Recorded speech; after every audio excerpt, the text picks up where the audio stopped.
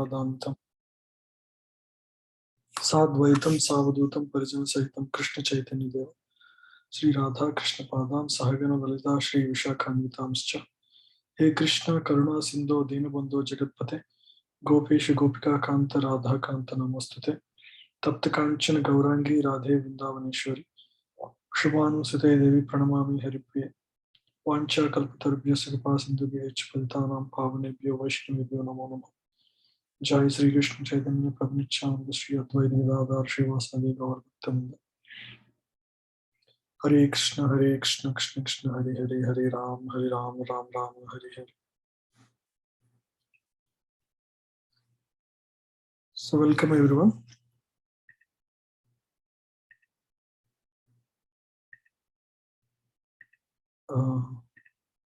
Before this, maybe we can just sing one song like we were doing.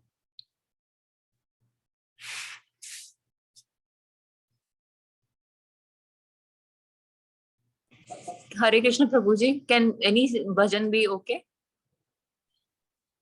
Yeah, I will pick some song. There are many of them, and I'm not familiar with everything.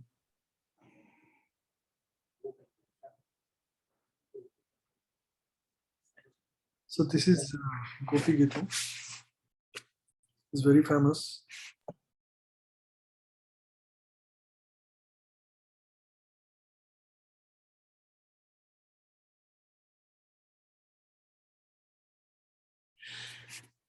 We start here and then go back and sing from the beginning. Tavatakumbritam tapta jivanam kabibhiri Kalmashapatam Shravanam Srimatatam Bhuvi Grunanti Ye Bhurida Janaha Jaiti Detikam Janmana Rayata Indira Shashvada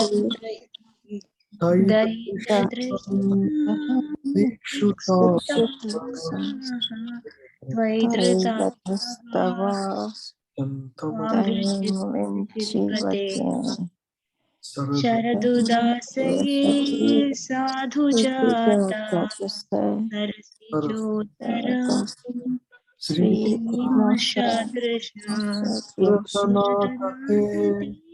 Sulkadashika Varadani Hagimvada Vishajala Vyala Rakshasa Varshamaruta Vaidyutanalat Vrishamayatmaja Vishvato Bhaya Rishabhati Vayam Raksita Muhu Nakalu Gopika Nandano Bhavan Akhila Dehinam Antarat Vishakasatito Vishwaguptaye Sakha Udevan Satvatam Kule Virajita Bhayam Vrishni Dhuryate Charanamiyusham Samsridhir Bhayat Karasaroruham Kantakamadam Shirasi Dehina Shrikaragraham Brajajanartihan Virayoshitam Nijajanasmaya Dvamsanasmita Bhajaki Kinkari Smanam Jalaruhananam Charu Darshaya Pranatate Papaparshanam Trinacharanugam Sriniketanam Panifanapitam Epadambujam Krinachukucheshuna कृन्ति हृच्छयं मधुरया गिरा वल्गुवाक्यया बुधमनोज्ञया पुष्करेषणा विधिकरीरिमा वीर्यमुह्यतीर् आप्यया स्वनाः तव कथामृतं अमृतं तप्तजीवनं कविविरेति तं कल्मषापहम् श्रवणमङ्गलं श्रीमदाततं भुवि गृह्णन्ति ये भूरिदा जनाः. Start the class.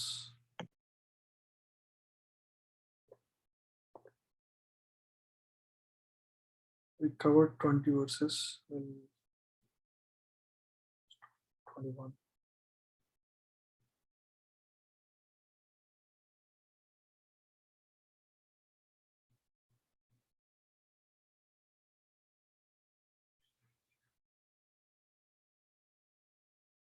We covered last week, if you remember, the 4 types of people who surrender and 4 types of people who do not surrender to Lord.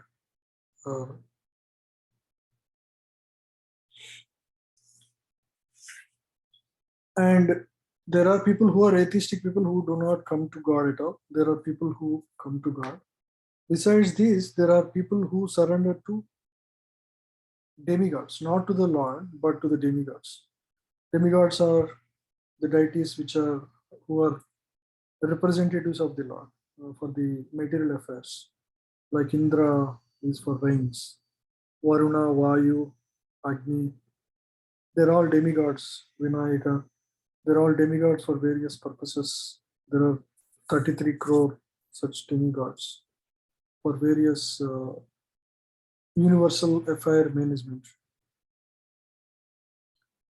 Yeah, so those people, there are others who surrender to demigods or who are impersonalists, who do not accept a personality as God. So we'll discuss about those 2 categories here. 20 to 23 is about the people who surrender to demigods. And 24, 25, these are people who do not consider that Krishna is a personality. And they think God means some impersonal truth. Doesn't have form. We have form, but they say God doesn't have a form. Right? So those are the 2 types of people. We'll discuss 20 to 23.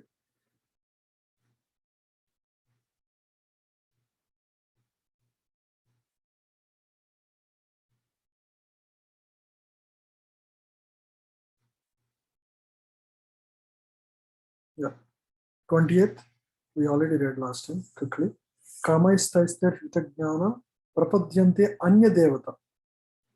Prapadyante means surrender. Anya devata means to other demigods. Why they are doing that? Because kamaisthaisthya hritajnana. Hritajnana means less intelligent. Jnana means intelligent. Hritajnana means whose intelligence is less. Their intelligence is less, and so they are driven by kama. And they surrender to demigods. Tam tam niyamam asthaya prakritya niyata swaya. Yeah. So they follow corresponding process. Tam tam niyamam. Whatever regulations are required for the pleasing the demigods, they follow that. So those whose intelligence has been stolen by material desires surrender unto demigods and follow the particular rules and regulations of worship according to their natures, their own natures.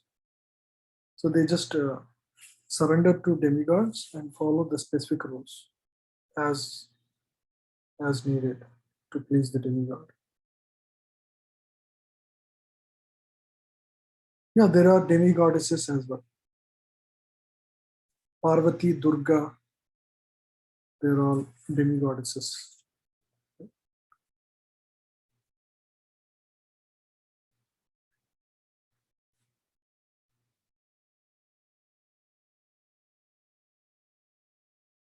So understood, right? Those who are worshippers of demigods, generally they are driven by some material desires.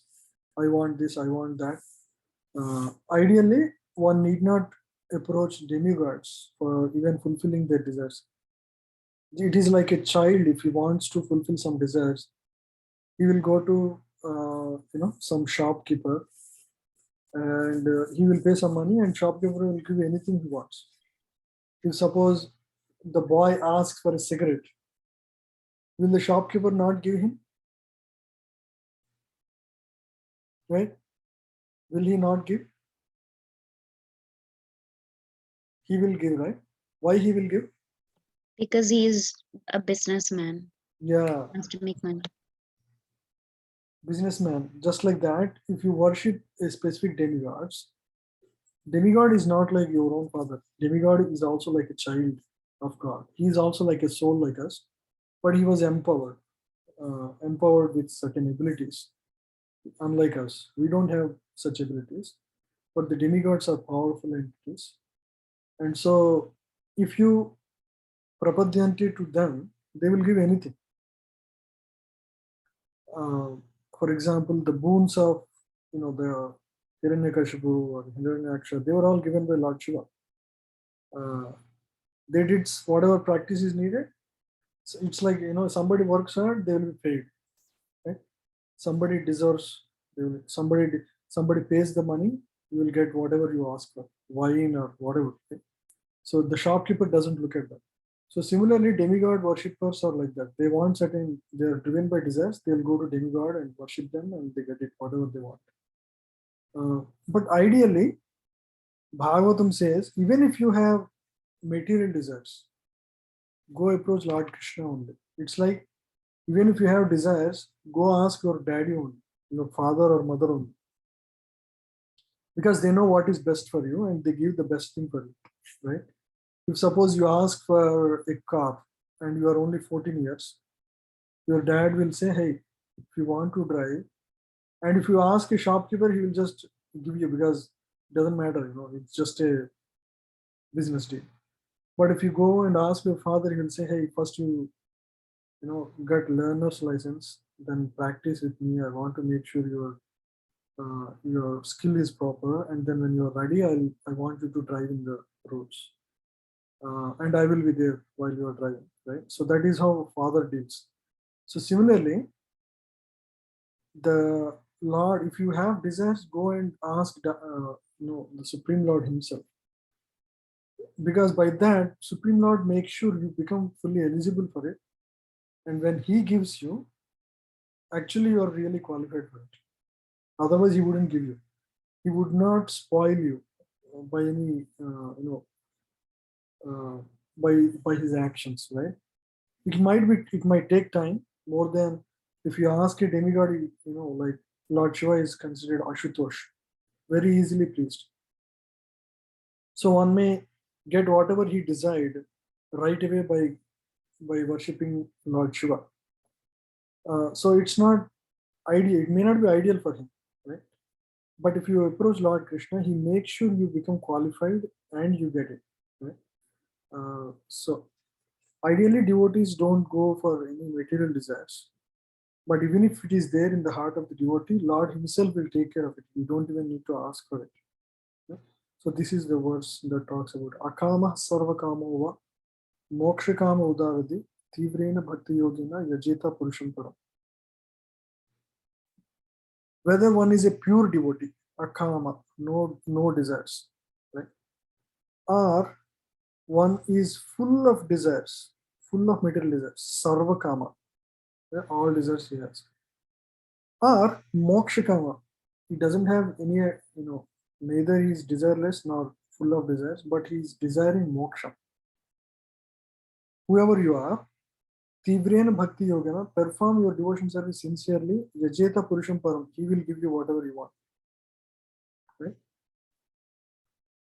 Desire liberation from material contentment, he should in all cases surrender to Vasudeva and worship him. Yeah.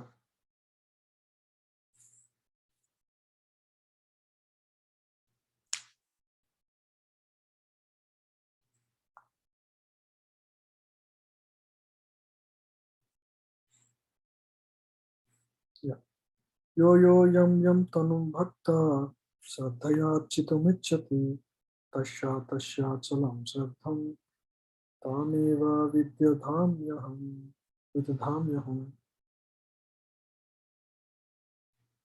Yeah, please read anyone. Yeah.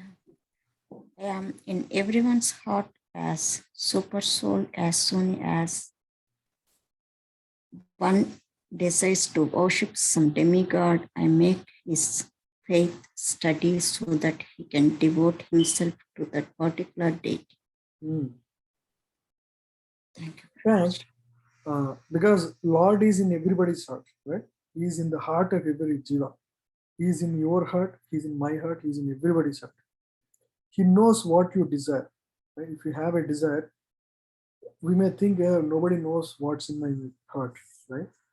But Lord knows very well. As soon as you desire to worship a demigod, suppose you desire to worship Lord Vinayaka, right? It is only the super soul that gives the faith, that makes that particular devotee's faith steady, so that he can devote himself to the particular. Even the faith was given by Lord himself directly. I see some questions here. Just a second.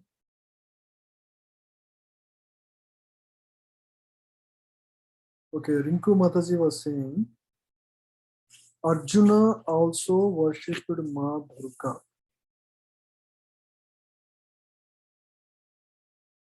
In what context? Do you know? Can you tell me more context about? Oh, for what reason did he? Yeah. So, for example, gopis were also worshipping Mother Katyayani, who is a worship. Even though they are pure devotees of Lord Krishna, but the desire of gopis is, they want to become good devotees of Lord Krishna. That is how their desire is. So even though sometimes devotees do this, it's not driven by material desires. It's not for gaining some material success. It is generally related to improving their devotion service, which is okay in that case. Yeah, okay, yeah. So you can all read slokas with me. Okay, yeah. Yeah, in the war of Kurukshetra, yeah. So he may have done it. I haven't read about it. But it is never against, it's never to fulfill the material desires. I don't know exactly. I never read about that he worshipped. Prabhuji, I was just Googling that and it's saying that he prayed to Goddess Durga on the advice of Lord Krishna before commencement of the war on the 10th day, and Goddess Durga answered Arjuna's prayers and blessed him. So the Lord instructed him to pray to her. Correct. Before the war. Sometimes, suppose the Prime Minister says, somebody, directly has a relation with Prime Minister, but he says, hey, take the advice of your MLA, right? So it is just a etiquette, because in fact that MLA is the real person who knows how to get the work done. So on the advice of Lord Krishna, one can do it, right? Even though he is a direct devotee of Lord. Yeah. So Lord leverages. Yeah. Yeah. Whatever. I mean, the details are not important. The point is, when Lord himself inspires or advises, yes, we can do it. Yeah. So Lord, Arjuna's case is very different.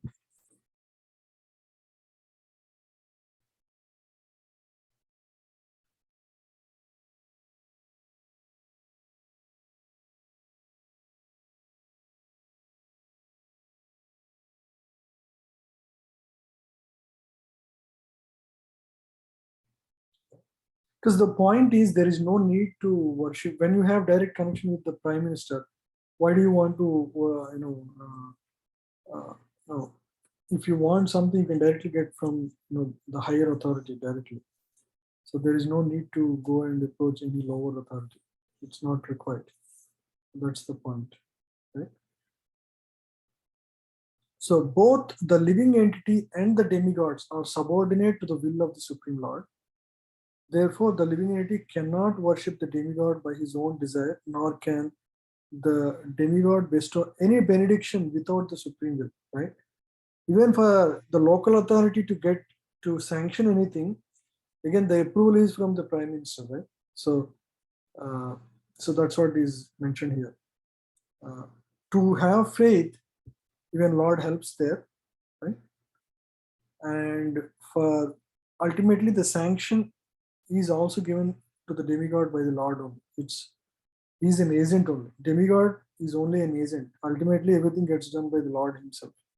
As it is said, not a blade of grass moves without the will of the Supreme Personality of Godhead. Generally, persons who are distressed in the material world go to the demigods, as they are advised in the Vedic literature. A person wanting some particular thing may worship such and such a demigod. For example, a deceased person is recommended to worship sun god. A person wanting education may worship the goddess of learning, Saraswati. And a person wanting a beautiful wife may worship the goddess Uma, the wife of Lord Shiva. In this way, there are recommendations in the Shastras for different modes of worship of different demigods. And because a particular living entity wants to enjoy a particular material facility, the Lord inspires him with a strong desire to achieve the benediction from the demigod. And so he successfully receives the benediction. So the particular mode of devotion attitude of the living entity toward a particular type of demigod is also arranged by the Supreme Lord.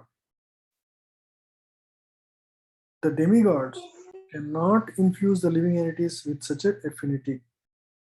But because he is the Supreme Lord, or the super soul who is present in the heart of all the living entities, Krishna gives impetus to man to worship certain demigods. Right? He gives the impetus. So the demigods are actually different parts of the universal body of the Supreme Lord. Therefore, they have no independence. In the Vedic literature is stated, the Supreme Personality of Godhead as Super Soul is also present within the heart of the demigod. He is present within the heart of the demigod. Therefore, he arranges through the demigod to fulfill the desire of the living entity. It is the Lord himself who arranges through the demigod to fulfill the desire of the living entity. So Prabhuji, I think a good example for this would be when Narad Muni came to Sri Ram and told that he should worship and offer his prayers to Durga so that he can win against Ravana, right? Yeah. So that was definitely Vishnu telling Sri Ram to do this particular thing, right? Correct. So when Lord Rama was here, he was acting like a human, though he is not a human. Okay, so he was acting. Correct. He's going by the advice of Narada Muni or Vishnu, but he is actually the Supreme Lord himself. There is nobody who is superior to him. But just to set an example that one should listen to the higher authorities, they act in certain ways, and that bewilders conditions. Hey, is he like us? We think like that, but actually he's not like us. Even though, and it's not really an advice that is worth, because but still it happens just to set a good example, right? Yeah, for good example for people like us. Correct. Yeah, like you have to follow the advice of the superior authorities. That was, and Lord Rama is a Maryada Purushottam. He represents the best characteristics of a human being, right? So whatever he does is like that. Is the best.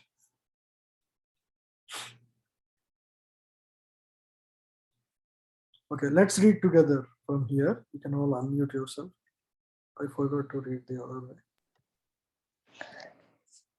Satya Shraddhaya Yuktas Satya Shraddhaya Yuktas Tasya Radhanam Ita Ihate Adhanam Ihate Abhate Cha Tatah Kaman Labhate Labhate Kaman Mayaiva vihitan hitan. Mayaiva Vihitan Sataya Shraddhaya Yukta.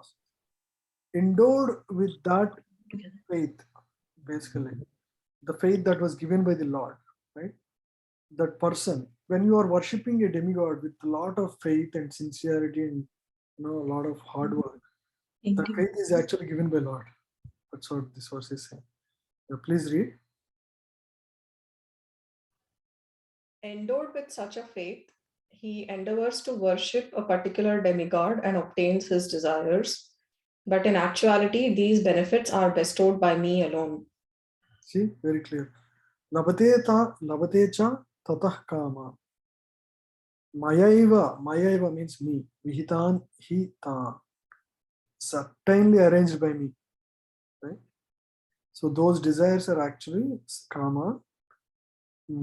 Just like, even though a shopkeeper gives the boy whatever he wants, but actually who is supplying the money, right, to the child? So it's actually facilitated by Lord. Ultimately, one doesn't know that he thinks that demigod is giving me this, but actually it is given by Lord himself. But such a worship is indirect worship, and all the worship you do, whether to demigod or somebody else, it's actually worship of Lord only, because the demigods are representatives of Lord. They are like part of the universal body of the Lord, and so it's an indirect worship. It's not a direct worship of the Lord. It's an indirect worship of the Lord, but it's actually considered a worship of the Lord only. Yeah, the first line itself. Please continue, Mataji. The demigods cannot award benedictions to their devotees without the permission of the Supreme Lord. The living entity may forget that everything is the property of the Supreme Lord, but the demigods do not forget. So the worship of demigods and achievement of desired results are due not to the demigods, but to the Supreme Personality of Godhead by arrangement. So it's arranged by the Lord himself. The less intelligent living entity doesn't know this, and therefore he foolishly goes to the demigod for some benefit. They think that, okay, Monday I can go to this god, Thursday I go to this Baba, and all these people are, they are in charge of different things, and I want this thing, so I will go to this. I want this thing, and I'll go to this. But actually, he doesn't know that everything is actually coming from the Supreme Lord, Lord Krishna or Lord Vishnu. So there is no need to worship every demigod for separately. One can actually focusedly worship the Supreme Lord. But the pure devotee, when in need of something, prays only to the Supreme Lord. Asking for a material benefit, however, is not a sign of a pure devotee. Generally, a pure devotee doesn't ask, because pure devotee means he's already purified. Purified in terms of his desires. So the kind of desires he will have is, how can I chant your name all the time? How can I remember you in all moments?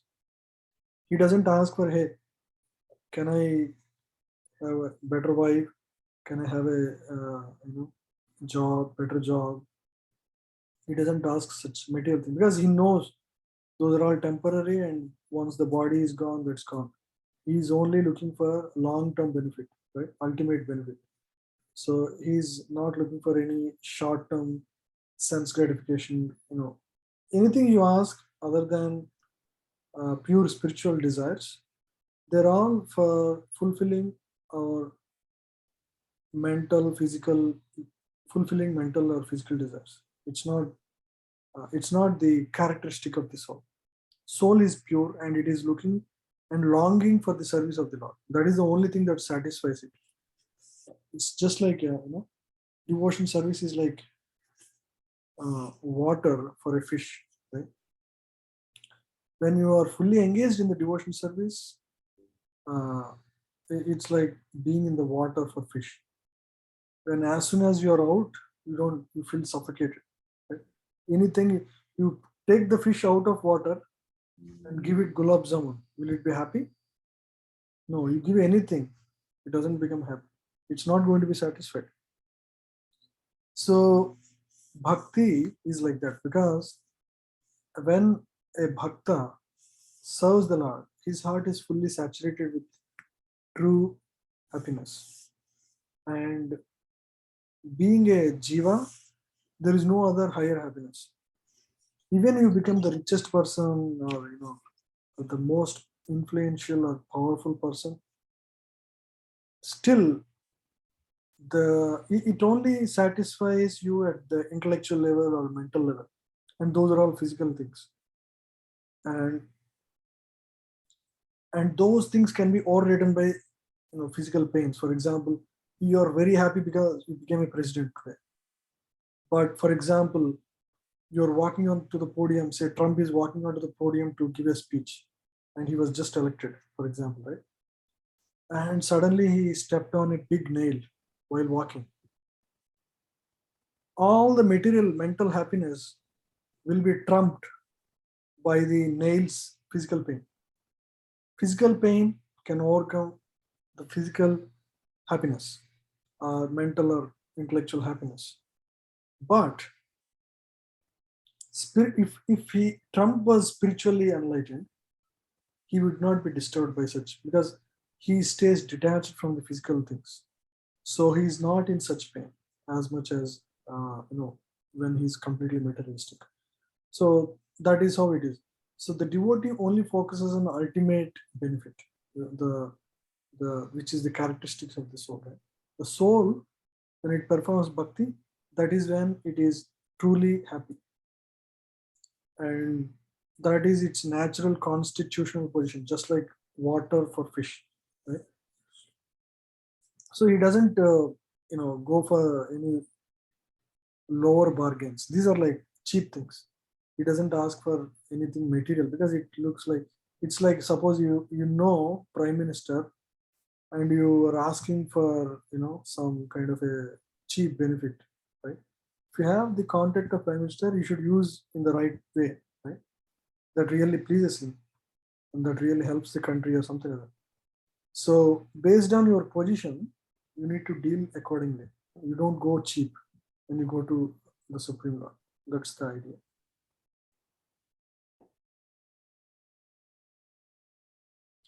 Devotion service to the Supreme Lord and worship of a demigod cannot be on the same platform, because worship of a demigod is material and devotion service to the Supreme Lord is completely spiritual. See, that's the difference. When you're chanting, it's not like any other puja or worship you do. It's completely spiritual. The literal meaning of the Hare Krishna Mahamantra is you are addressing the energy of the Supreme Lord, who is Miss Radharani, Srimati Radharani, to engage in the service of the Supreme Lord. So that is the whole, that's the samambhana, or the summary of that, Hare Krishna Mahamantra. Engage me in the service of the Supreme Lord, right? So when you call out for it, your prayers would be heard and it will be answered. You would advance spiritually. Just by the call, actually, your mind gets purified. So that's how it works. Okay? For the living entities who desire to return to Godhead, material desires are impediments. They, it's not ideal for the jiva. A pure devotee of the Lord is therefore not awarded the material benefits desired by less intelligent living entities, who therefore prefer to worship the demigods of the material world rather than engage in the devotional service of the Supreme. Yeah. Now, the next verse tells why it's not good to worship the demigods. Right? Antavattu phalam tesham. Antavattu phalam tesham. Phalam tesham. Tadbhavati alpamedasham. Tadbhavati alpamedasham. Alpamedasham. Devan deva yajo yanti. Devam Devaya Devayanti Madbhakta yanti mam ati. Madhvaktayanti Mamapi. Yeah, please read. Men of small intelligence worship the demigods, and their fruits are limited and temporary. Those who worship the demigods go to the planets of the demigods, but my devotees ultimately reach my supreme planet. See? So clear. One may wonder, is there a Vaikuntha? You see the answer? Mad bhaktya, mad bhakta, yanti mamapi. He will come to me. See, don't doubt. Many people think, oh, those are all, we don't know, really nobody had seen here. Yeah, they're all there. So if you are for temporary things of this material world, antavattu phalam tesham. Because the demigods are also temporary like you and me. For example, every kalpa, there is a new demigod. The whole devatas would change, right?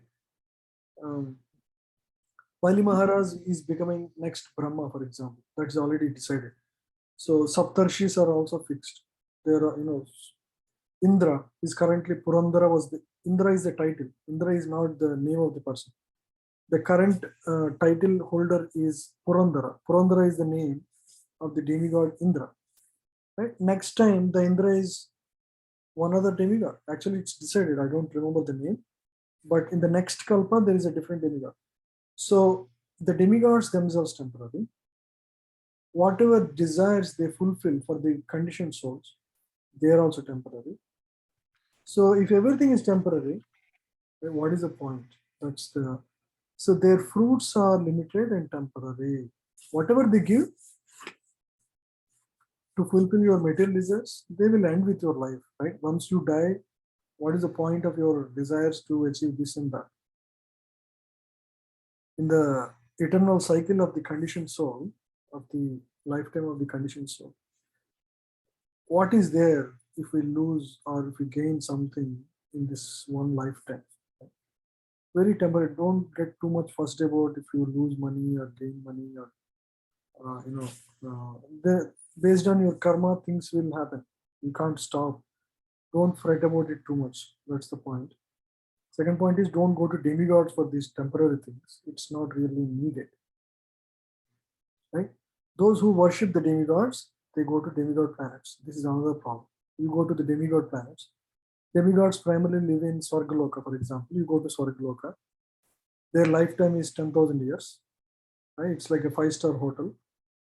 Because you went there, you get addicted to the enjoyment. There is no pain there. There is, the life of Swargaloka is described in Bhagavad. It's full of enjoyment. You drink wine and it's normal to do all those things. Here it is an offense, but in the higher planets it's allowed, and people are even doing that, they worship the Lord again. And so the problem there is, in fact, Bhagavatam mentions this. The problem in higher planets is, even though you go there, you enjoy nice life. It's like, from India, you're coming to America, you have a better standard of life. Millions of times better than here is how, a Swargaloka appears to a person. And lifespan is 1,000 times more, thousands of times more. You don't need to work hard like here. It's like a 5-star hotel. You go to 5-star hotel to enjoy it. So it's like that. And so the real problem is, because there is so much ample enjoyment, people lose the focus of worship of the Lord.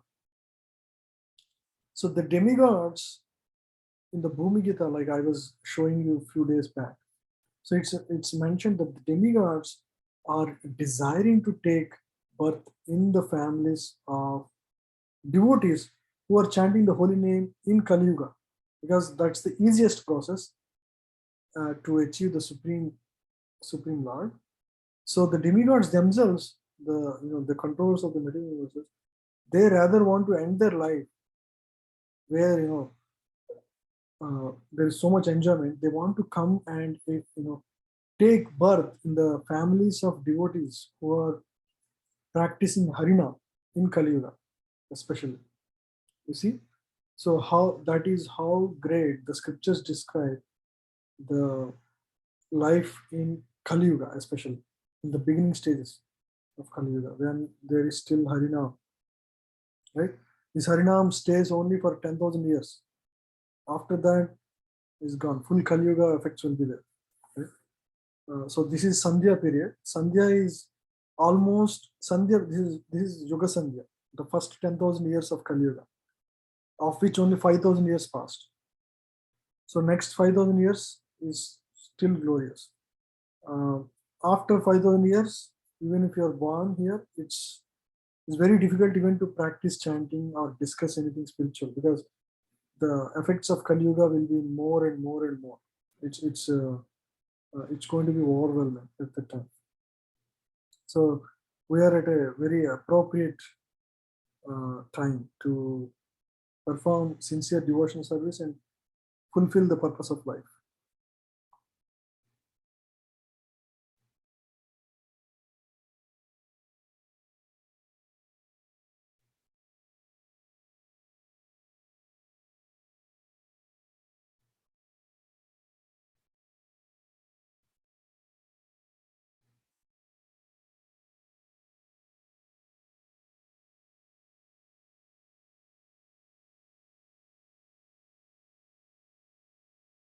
Yeah.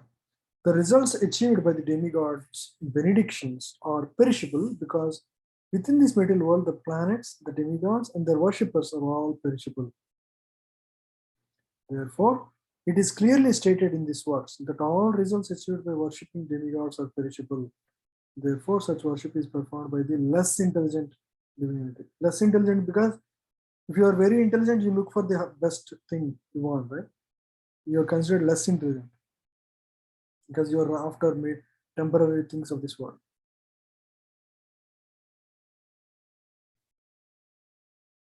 Because the pure devotee engaged in Krishna consciousness and devotion service of the Supreme Lord achieves eternal blissful existence that is full of knowledge.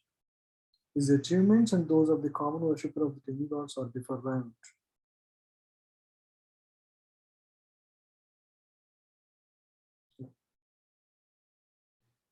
Avyaktam yaktimapannam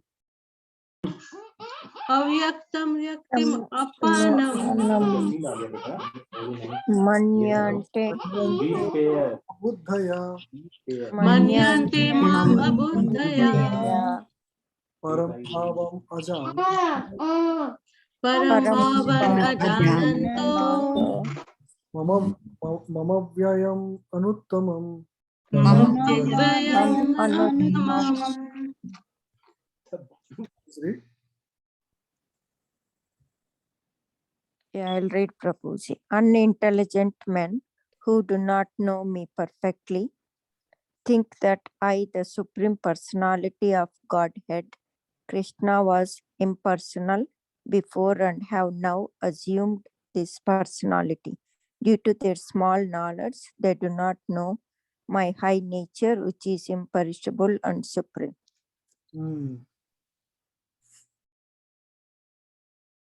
Yeah, so unintelligent. Avyaktam vyaktim apanam. Avyakta means no form. Vyakti means form. Apanam. So they think that, some people think that God means formless, absolute truth. And from that form, whenever there is a need in the material world, from that formless, Lord takes the form. Right? So that is the idea of some people. And Krishna, what does he say about that? He says those people actually unintelligent men. They do not know me perfectly, because actually Krishna is the source of that impersonal absolute truth, or the Brahman. It's called Brahman. Right? So Krishna actually speaks in another verse that he is the source of that Brahman. Right? So it's not that impersonal Brahman is the first and Krishna is second from that impersonal Brahman. Like that impersonal Brahman is superior to Krishna. No. Right? Krishna is the source of that impersonal Brahman that is covering the universe actually. So beyond this universe, there is impersonal Brahma Jyoti. Right? That's where many yogis want to merge into that impersonal Brahma. That is another way of perfecting life. So-called perfecting life. Actually, it's not recommended. It's called Sahajya Mukti. It's not aspired or recommended or wanted by the devotees. Devotees actually want to go to Vaikuntha and worship and serve the Supreme Lord. Right? So now at this point we cannot really relate to those things. What do you mean by worshipping there? What do you mean by serving Lord? That we'll understand as we purify our heart. Okay? So unintelligent men who do not know me perfectly think that I, the Supreme Lord, Krishna, was impersonal before and have now assumed this personality. No, yes. So due to their small knowledge, they do not know my higher nature, which is imperishable and supreme. Krishna appears like anybody else, right? He has 2 hands, 2 legs, 2 eyes. He's just walking, eating food, talking to people like anybody else. One may consider, hey, maybe he's just another powerful human, maybe a great yogi, maybe some historically great person with powers. No, he's not like that. His higher nature is imperishable and supreme, anuttama, the finest, avyayam, imperishable. His body is divyam. Our body is made of material elements, earth, water, air, ether. His body is divyam, means it's fully spiritual. There is no difference between his soul and body. For example, for us, the soul and body is different. Soul is spiritual and body is material. But for him, it's totally transcendental. It's totally powerful, totally spiritual. So it doesn't apply. That's why Krishna always is ever youthful. He always looks like a 13-year-old or 16-year-old boy. Right? Even though he was 85 years at the time of the battle of Kurukshetra, he is Navayavvanam cha. Navayavvanam means he looks always like a 16-year-old boy and never, like Prabhupada says, he looks like somewhere between 20 to 25 years old boy. That's all. He never ages beyond that. And that's how he looks. Because his body is divyam. He's not like one of us, right? Composed of material elements. Right?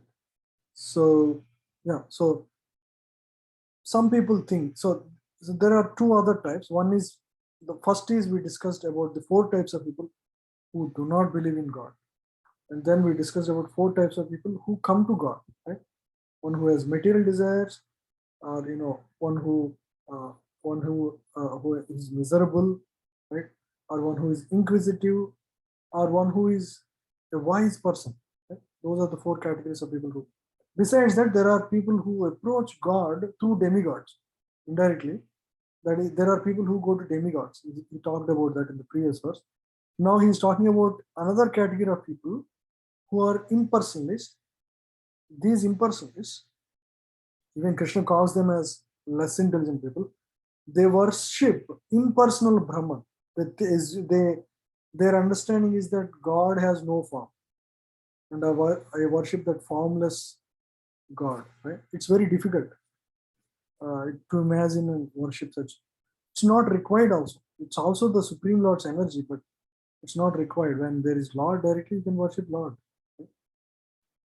So that we discussed now.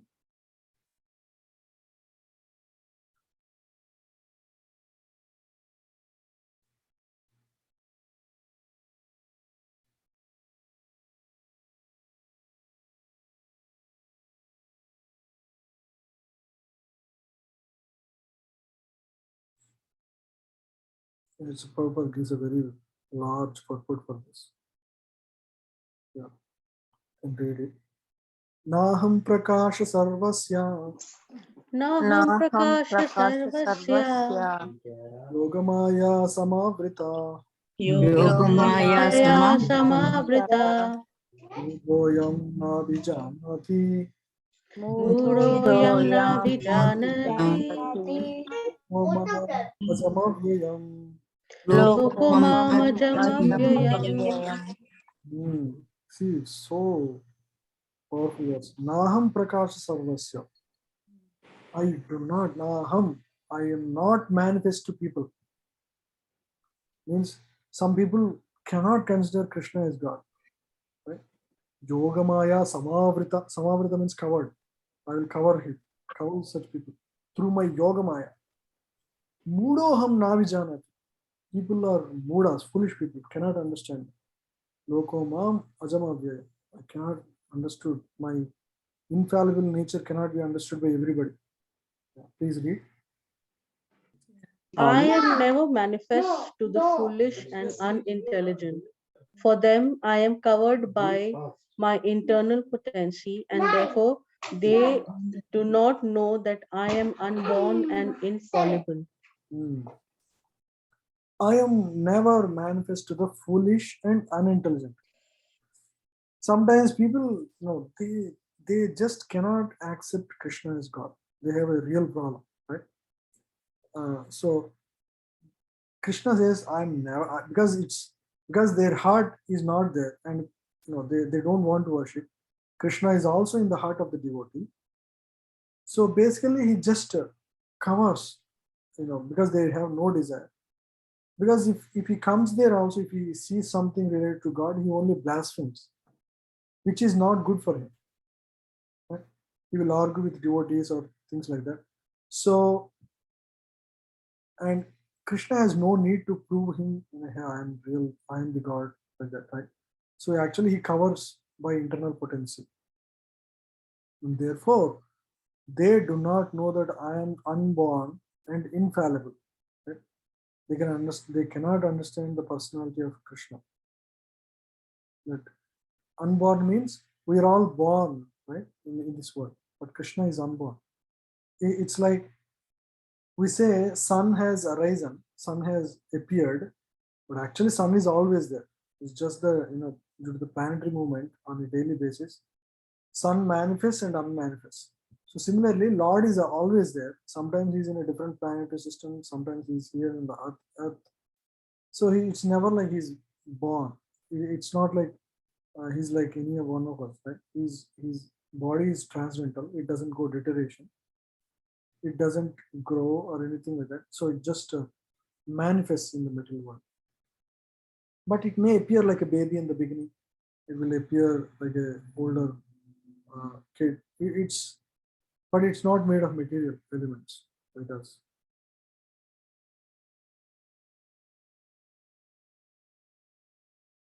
Yeah. So here is an interesting question. Please continue reading. It may be argued that Krishna was visible to everyone when he was present on this earth. How can it be said that he is not manifest to everyone? But actually, he was not manifest to everyone. When Krishna was present, there were only a few people who could understand him to be the Supreme Personality of Godhead. In the assembly of Kurus, when Shishupal spoke against Krishna's being elected president of the assembly, Bhishma supported him and proclaimed him to be the supreme God. Continue.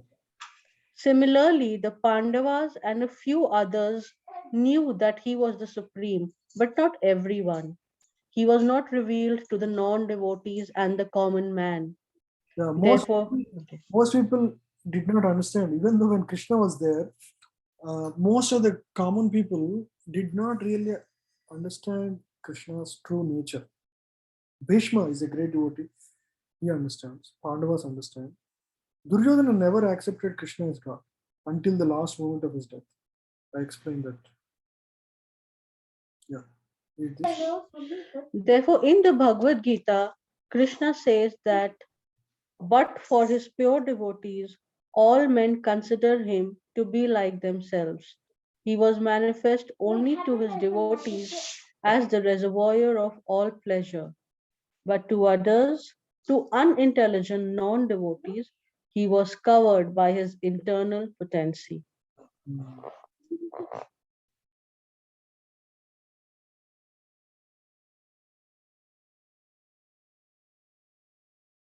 Vedaham samatitani Vedaham samatitani Samatani vartamanani charjuna vartamanani Vartamanani cha Karjuna Arjuna Vishyani Church Chaputani Bhavishyani cha Bhavishyani Cha Bhutani Bhutani Mantu Vedana Kaschana.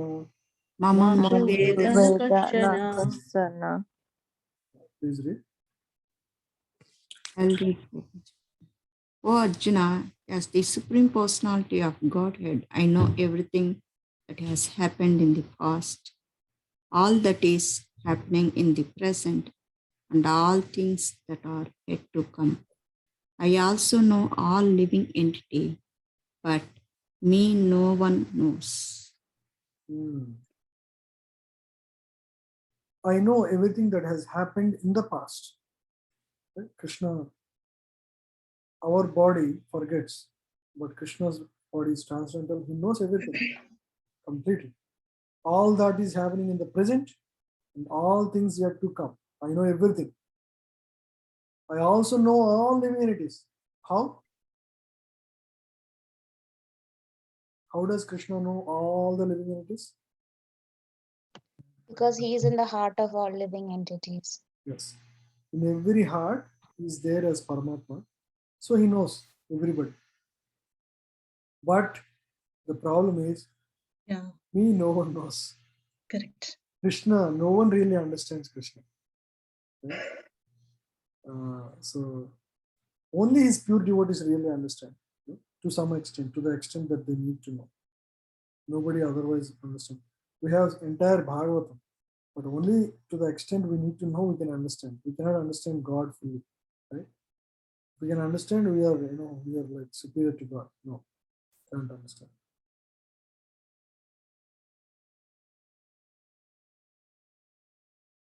So this clearly shows that nobody else can claim like this, right? I know everything in the past. I know what is happening now. I know everything that will happen in the future. Can anybody say like that? Can anybody claim? Any other ordinary person? No, only an incarnation or Krishna can claim such things. I know everybody. Who can say I know everybody in the world? Can any so-called Baba or so-called gods, demigods in the in India especially, right? So many Babas are there. Go and ask them, do you know everybody? They will say, no, I don't know everybody. Do you know what will happen to COVID? Nobody knows. So we're all limited. We are not like God. We cannot accept any cheap person as God also. Right? If you find anybody claiming like that, you should ask question like this.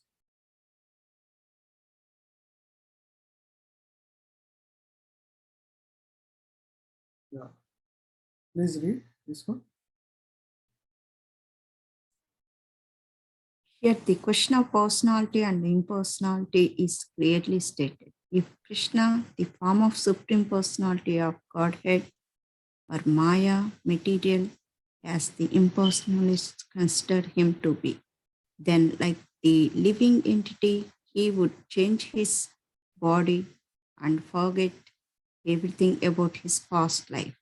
Everyone with material body cannot remember his past life, nor can he foretell his future life, nor can he predict the outcome of his present life. Nobody else knows. Nobody can claim like that. Therefore, he cannot know what is happening in past, present, and future. Unless one is liberated from material contamination, he cannot know past, present, and future. Yeah. Unlike the ordinary human being, Lord Krishna clearly says that he completely knows what happened in the past, what is happening in the present, and what all what will happen in the future.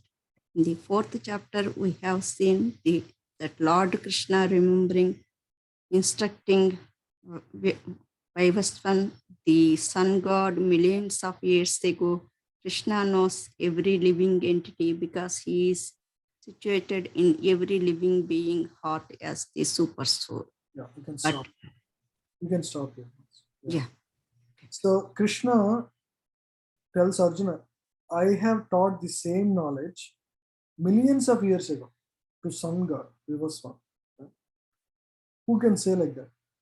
Can any ordinary person say that?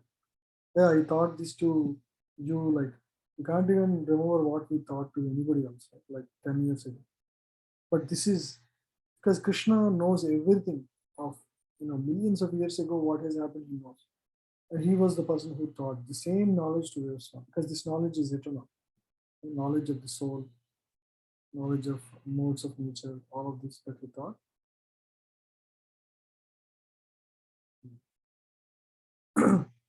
Ichadvesha samuthena Ichchadveshtasamuthena dvandvamohena bharata dvandvamohena bharata Bharata sarvabhutam sammoham Sarvabhutani sarvabhutani sammoham sammoham sargeyanti parantapa.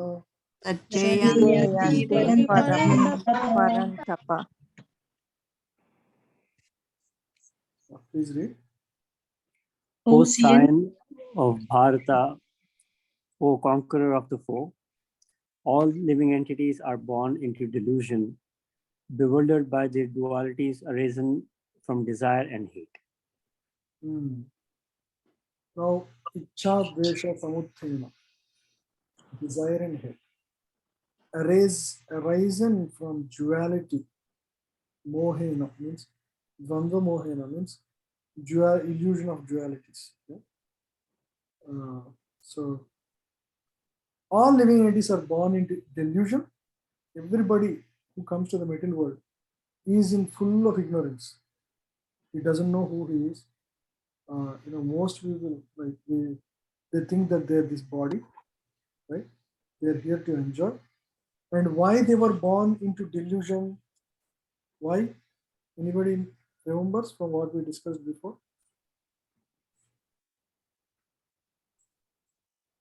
Why? By the time you're born, you are not aware that you have a relation with Krishna and start worshipping Krishna here in the material world. Right? That is your actual relation.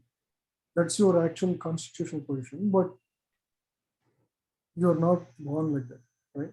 And as you grow, as you learn, you start learning that, start identifying things of this world, your parents, relatives,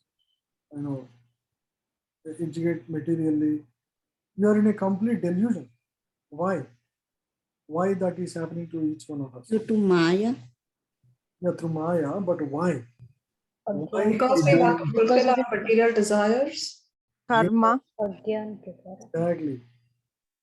We are actually forcefully born in different yonis based on our desires to fulfill. It's like, I have this desire to fulfill. Okay, you boy born in a lion's family. You want to eat meat like crazy? Be born there. You are eating like crazy, and that's how you're feeling happy. And then after that, you are born into a different world because you are driven by your desires, material desires strongly. Bewildered by the dualities arising from desire and hate. I want this, I hate this. I want this, I hate this. Okay? You will be given a body where you can fulfill your desires. You are totally occupied with occupying in your thoughts about fulfilling various desires. At this time, there is no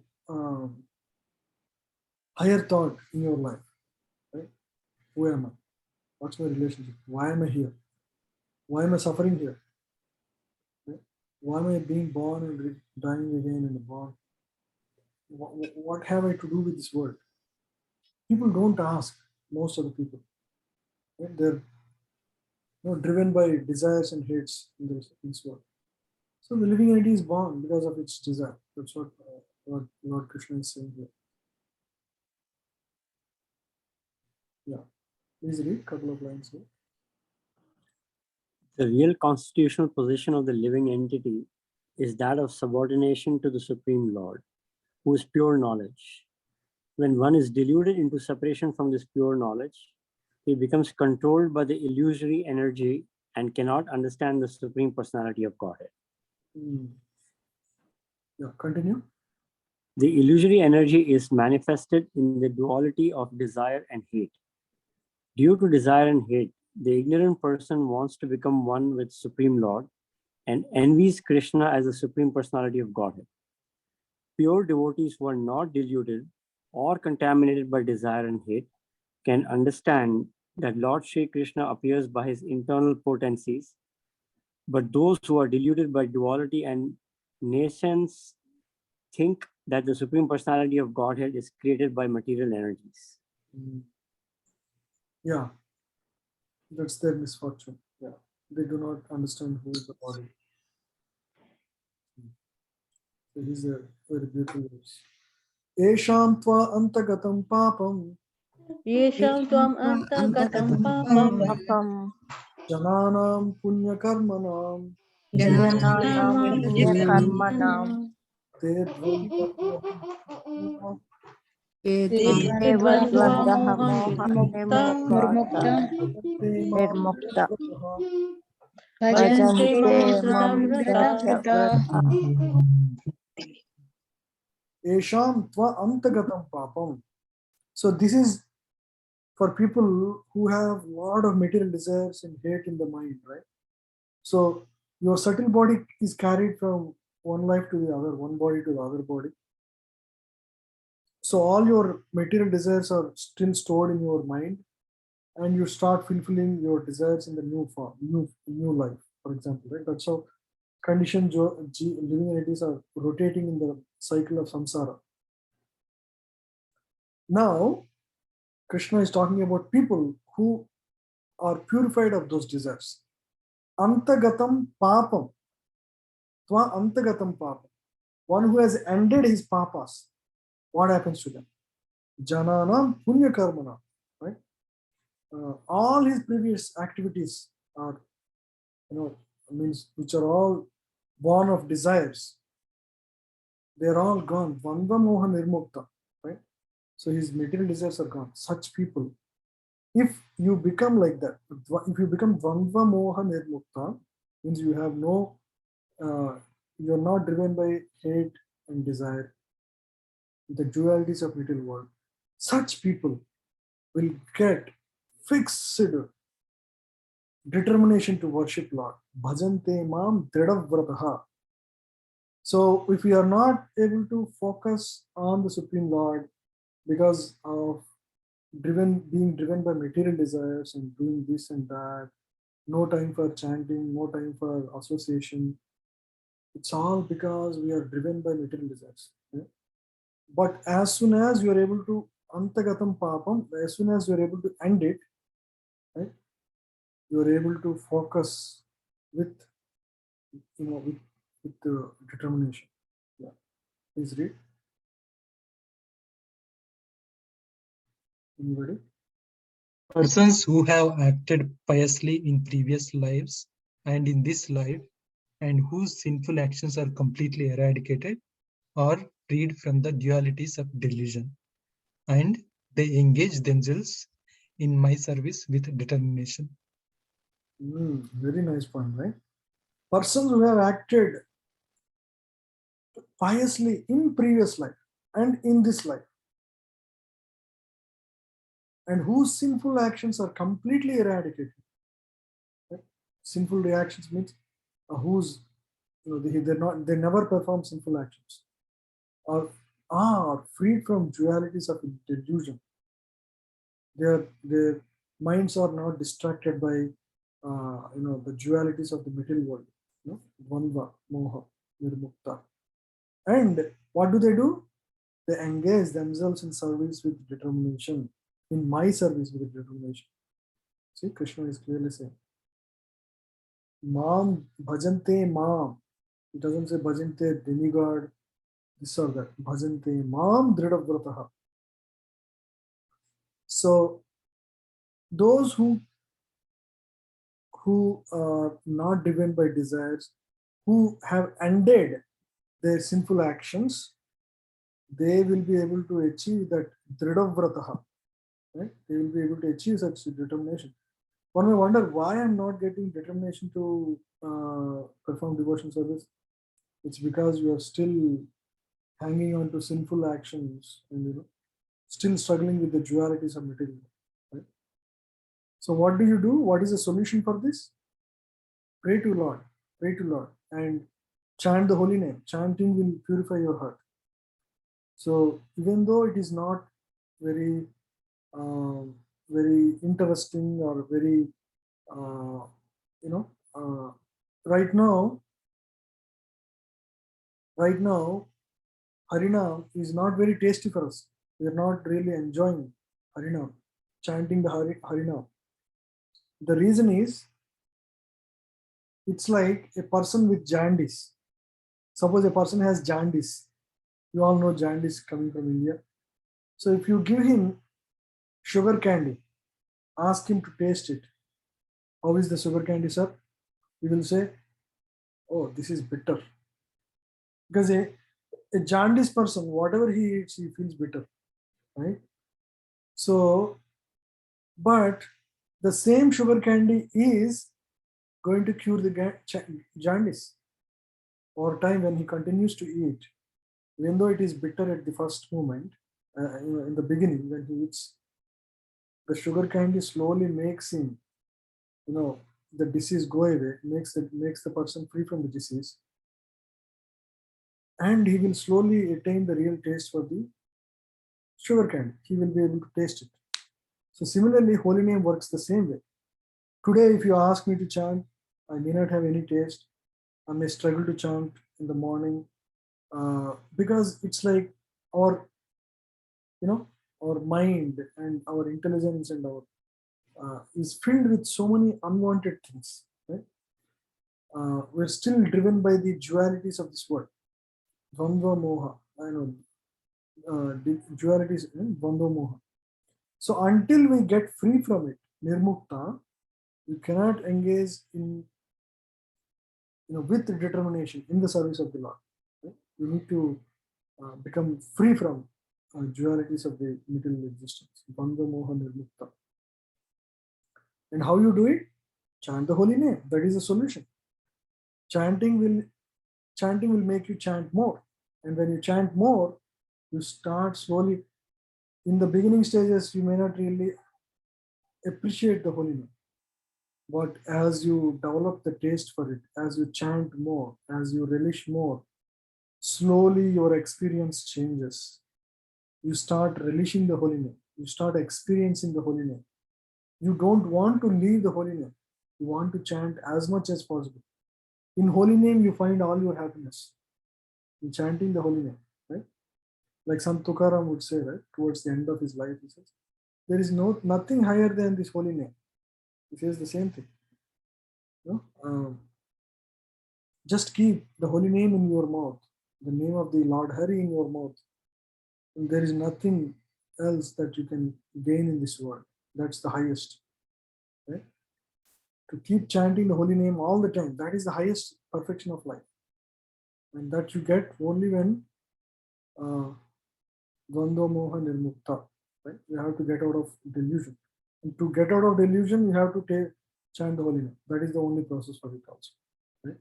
So right now we don't have taste for it. We don't have taste for Lord as much as our material desires. Suppose you have some material goals, you are after it. You are like a Dridhavrataha, like with strong determination, you want to go after it. Right? You have such determination. Do we have same kind of determination towards performing bhakti? We don't. That clearly shows we still have. Our papam is not gone. Right? So that determination to worship the Lord, that determination to practice spirituality every day with same sincerity, right? So that comes when the illusion, the dualities will go away from our life. Right? So then you will engage yourself with the determination in the service of the Lord.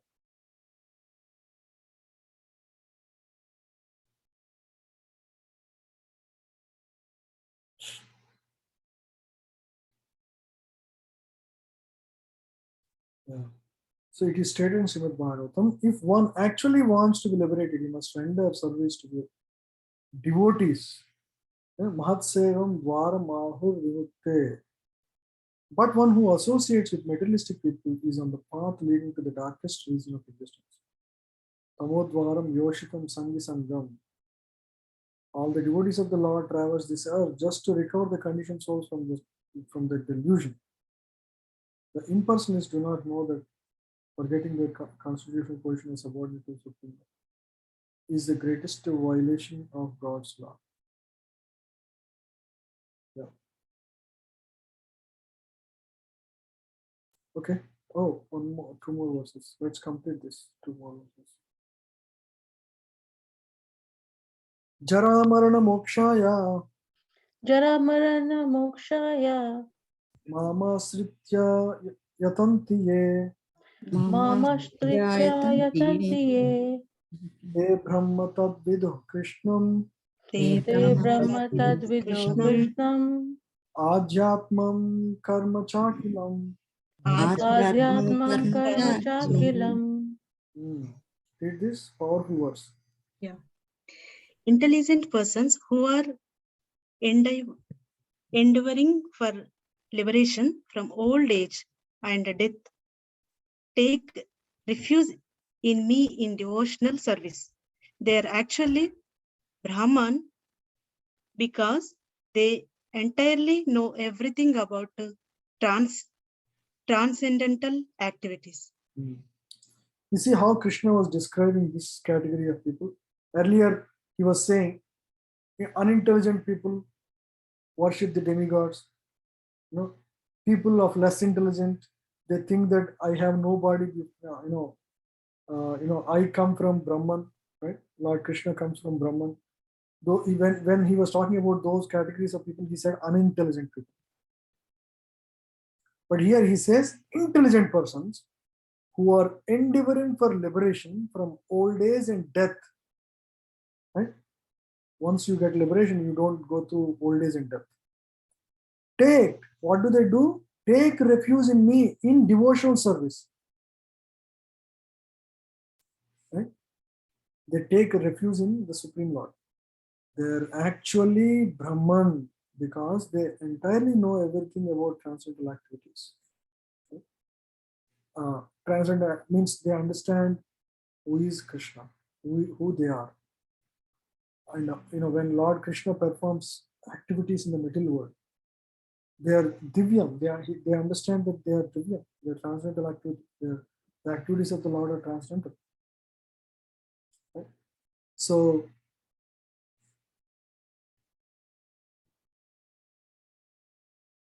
yeah, please read. Birth, death, old age, and diseases affect this material body, but not the spiritual body. There is no birth, death, old age, and diseases for the spiritual body.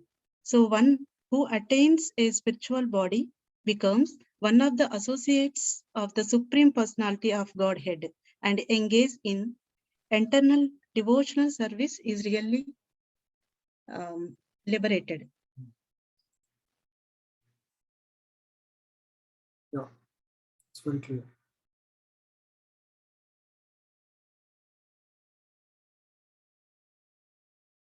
Sadibhutadi daivam mam. Sadibhutadi Devam Mam. Sadiyagnam chaye vido. Sadiyajnam Chaye Vido. Prayana kale pichamam. Prayana Kale Pichamam. Devidur yukta chetasha. Devidur Yukta Chetasha. Please read.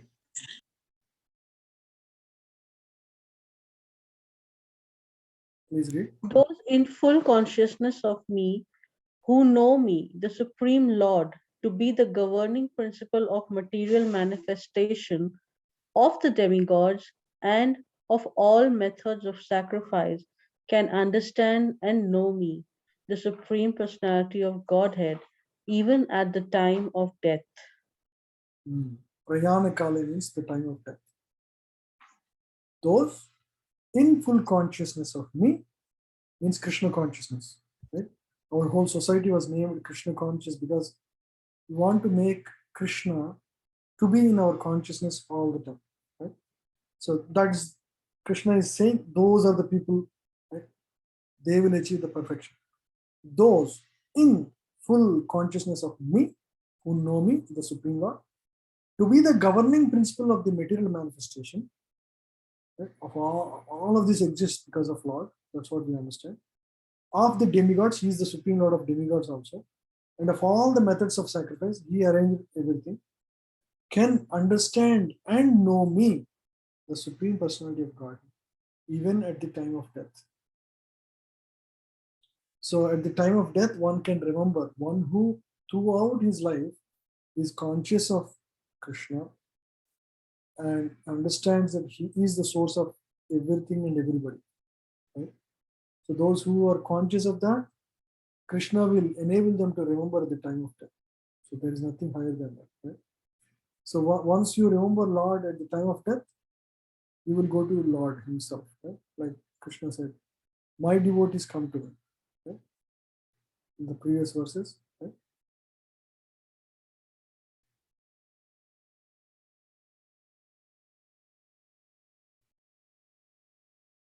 Yanti Deve Vrata Deva.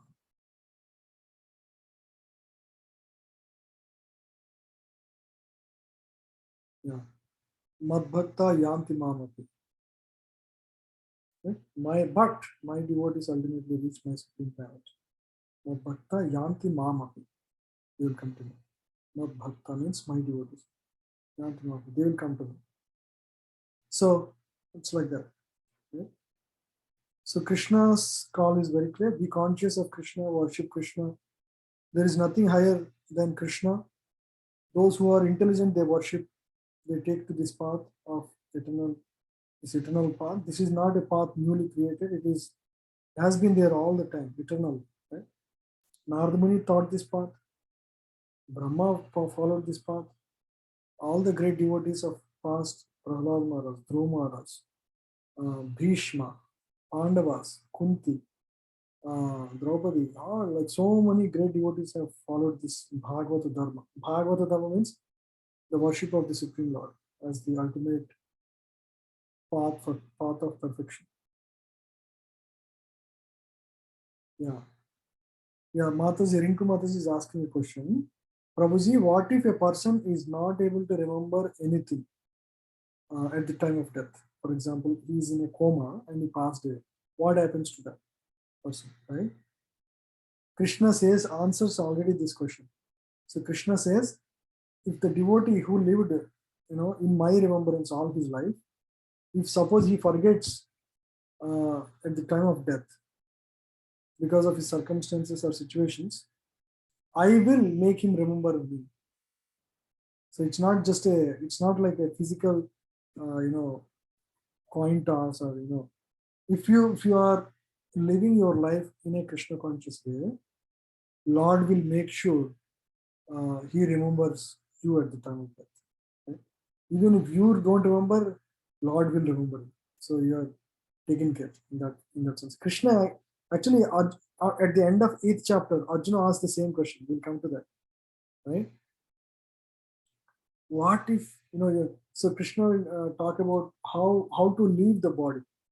In the 8th chapter, we'll hear about how yogis live at a particular time so that they can achieve liberation through Brahmarandra. So all of that will be discussed. It will be a very interesting discussion from 8th chapter. So there he mentions what happens to devotee. You're not talking about devotee, you're talking about yogis, jnanis, this and that.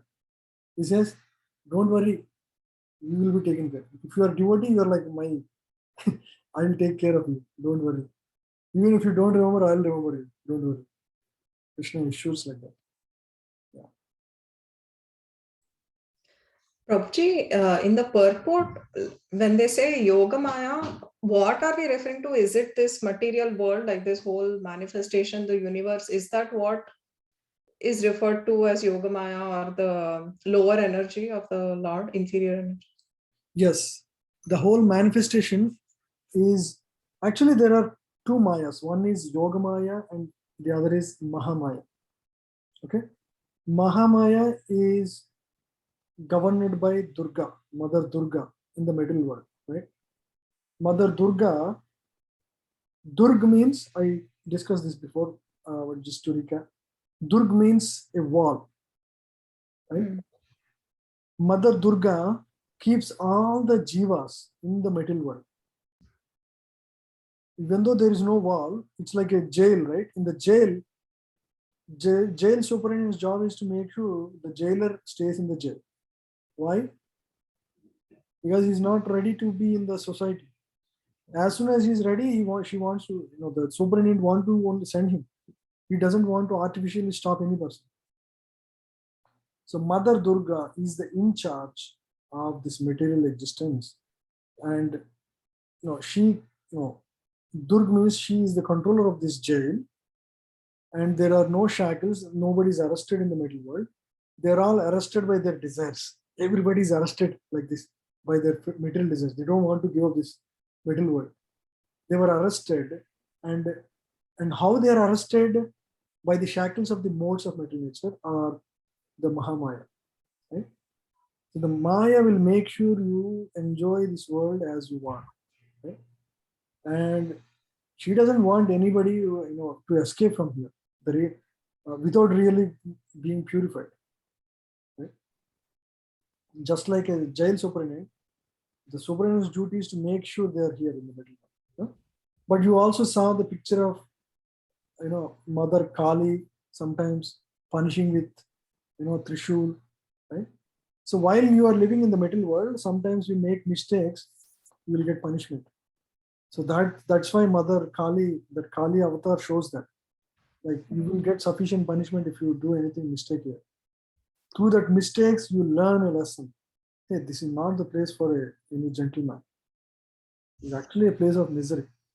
You look for happiness here, like somebody like a jailer or a person who prisoner trying to find happiness in jail. What happens on the material platform? Can he find happiness? No. In the jail? No, it's not possible. The whole purpose of jail is reformation. If the jailer doesn't, the prisoner doesn't understand this aspect of the prison, that hey, I'm here because I did some mistake and I need to make myself right. I need to improve my behavior. I need to prove to the superintendent that I can be in the society and not cause any damage. Right? That is the turning point for a prisoner. Right? We actually, send Bhagavad-Gita books to prisons across the world, and they are the people who really read Bhagavad-Gita every single day. A lot of people do that because they realize actually a lot of people understand their situation when they're in prison. They come to their senses. But in the middle world, unless you are punished, generally people don't come to their senses. And Mahamaya makes sure you learn the lessons in this middle world. Right? Being in charge of that energy, Durga was she's the counterpart for Lakshmi. Like Lord Shiva is the counterpart for Lord Vishnu in the middle world. Right? So Lord Krishna and Shiva, they're non-different actually. They're a slight transformation of the Lord for the material affairs. Lord Shiva and Mother Durga, they are the ones who take care of the material affairs in the material world. That's why it's called the Maheshwar. The Mahi means planetary systems, right? So he is the head of Maheshwar, head of the Ishwar of Mahi, right? Okay. So, Prabhuji, how about Saraswati and Brahma? Why there is no temple for Brahma? There is one story, right? So why there is no temple for him? so I don't know the details. I think there was some kind of a curse or something. There is a Brahma temple in Thailand. They worship Brahmaji, but actually we don't see. I don't know exactly the reason actually. Let me find out more about it. Yeah, there is some story. I think Some story. I don't know the details, but they say that there is some competition between Shiva and Brahma to see who can. I don't remember the details, but yeah, they say that Brahma actually. No, actually, the story is like Brahma told lies. Actually, competition between Vishnu and Brahma. And Brahma said a lie. So Yeah, something. but yeah, Shiva conducted the competition like Yeah. that. That is what yeah, I've read. Yeah. So Brahmaji is a jiva. Jiva means like us, like a soul, right? He's like a soul, ordinary soul, but he was given extraordinary power. Right? It's called Vibhuti Shakti. Right? Lord Shiva is not like that. He is a Shambhu Tattva. He's a transformation of Vishnu Tattva. He is as good as Lord Krishna, but for the in charge of material energy, he is in touch with mode of ignorance. So he's like a servant god. He's God's expansion, and not equivalent to God, but he's not like on the platform like Brahma. Brahma is like a jiva. Like all the demigods are like jivas. They're not of either Shambhu or Vishnu tattvas. They are very different. Lord Rama is Vishnu tattva. Lord Narsingadev is Vishnu tattva. Kurma, Varaha, Narsimha, these are all. Vamana is also Vishnu tattva. Parshuram is Jiva tattva. Parshuram is an empowered jiva. Lord Buddha is an incarnation. He's a jiva tattva. He's a jiva who was empowered with extraordinary abilities. Right? So there is a difference in incarnations. Right? Not everybody is equal. Similarly, there is Bhagavatam mentions Kapila Dev is a Jiva Tattva.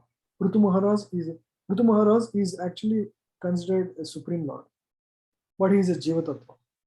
Narada is considered a lord. Narada is superior to all of these people, but he is a Jiva Tattva, empowered with certain Shaktis. Right? It's like that. But these like the Parshuram is far superior to demigods like Indra, Varuna, Vayu. They are not the same because these are directly empowered by Supreme Lord with extra Vibhuti Shaktis. They are far superior to demigods.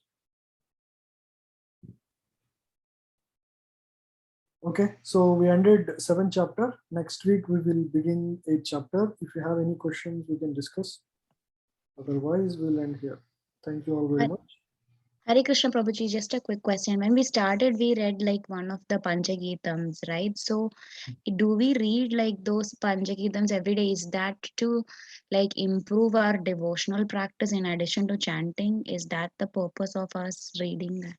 Yes. Yes, mothers. Because slowly our heart will transform through those prayers. Because those are prayers rendered by great devotees to please the Lord, right? Mm-hmm.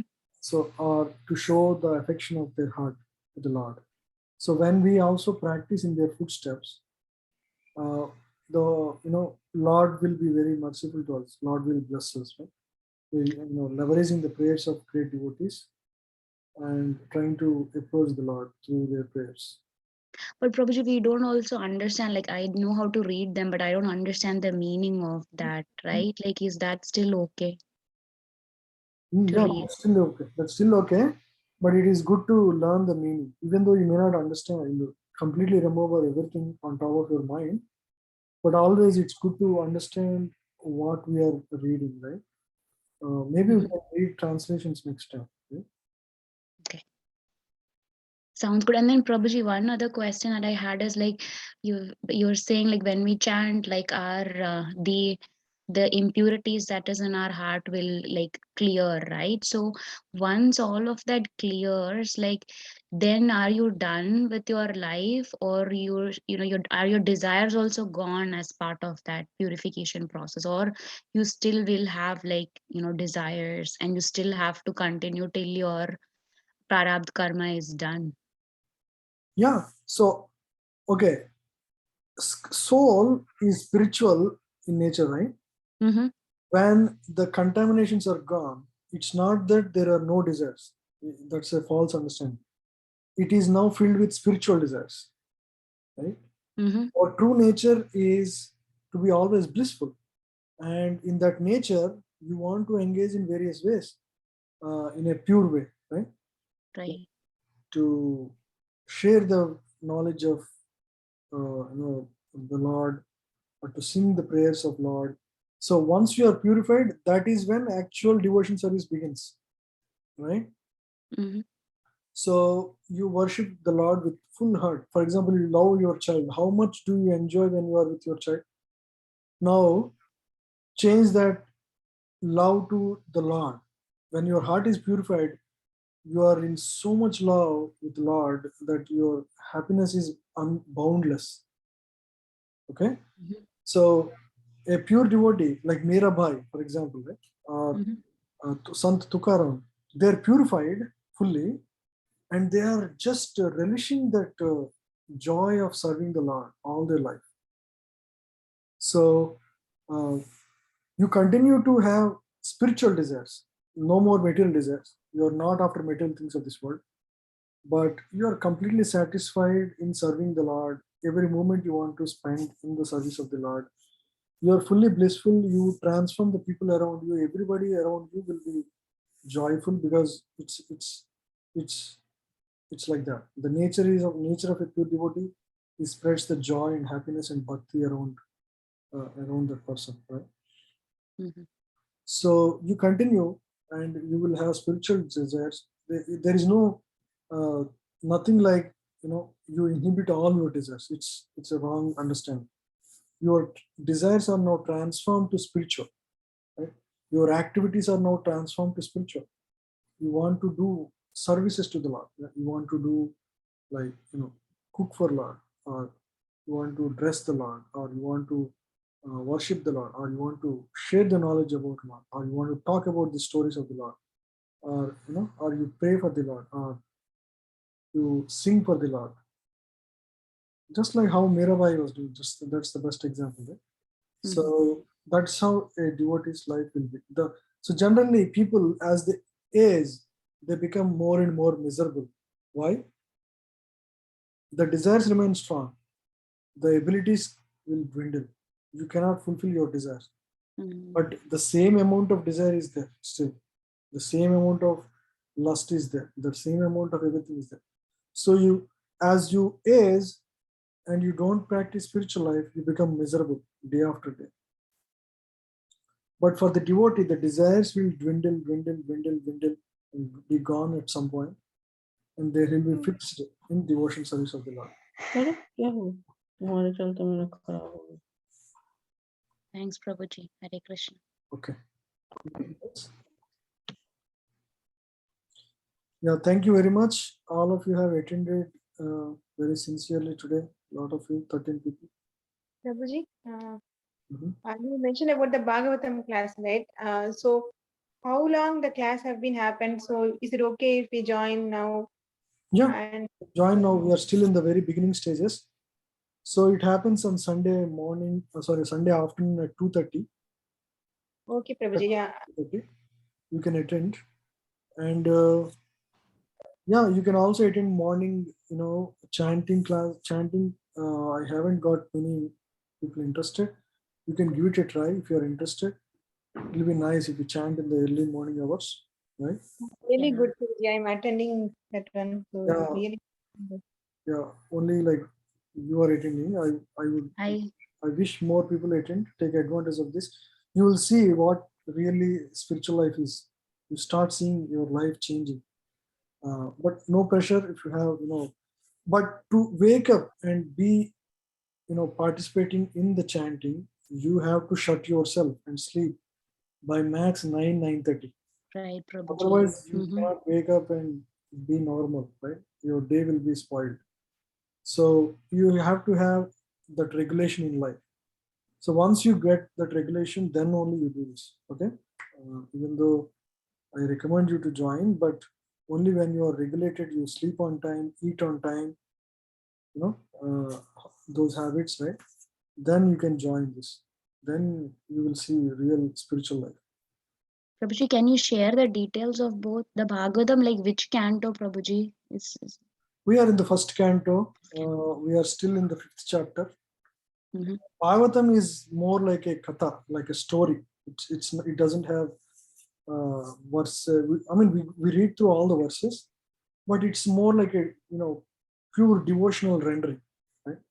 I think we're all at a point where you can relish Bhagavatam actually. But to relish Bhagavatam, you need to have certain faith. Actually, kids also will understand, right, Prabhuji? Even our kids can attend. Yes. Kids can attend. It's a very joyful journey. It's a lot more tasty compared to Bhagavad-Gita. Bhagavad-Gita is for people who don't have much faith. They're changing the people and giving them the understanding of who is God. Hey, you have a relationship with God. So these are the categories of people who don't understand God. These are very fundamentals. Bhagavatam is like a nectar. It's like pure bhakti rendered. Right? So it's a very different book. Actually, my daughter likes your class, Prabhuji. Even now she attends. So she's liking Bhagavad Gita itself. So we'll attend tomorrow. So please I'll share the class details. Want to join? Join that group. I'll share the WhatsApp link. Already like 20. It's the class is filled up. Actually, 23 people attended, 22 plus. Yeah. Prabhuji, for morning chanting, for the last 1 week I attended, but I'm dropping around at 4:45 like that. Is it okay? Yeah, that's fine. You attend however long you can and drop. No compulsion. I told Prabhuji already that many people are trying for the first time, so he's fine with that. Okay. Any other questions? Yeah, Bhagavad Gita is not easy. It's not easy. I'm not saying it is easy, but it is. It's like a very basic knowledge. It's like it's like primary school education. Bhagavad Gita is like primary school education. Bhagavatam is like high school education, and there is also higher graduate. It's considered graduation study. Actually, Bhagavatam is considered graduation study. Yeah, and Chaitanya Charitamrita is even higher study. Yeah. Mataji is saying, I don't agree. What is the concern?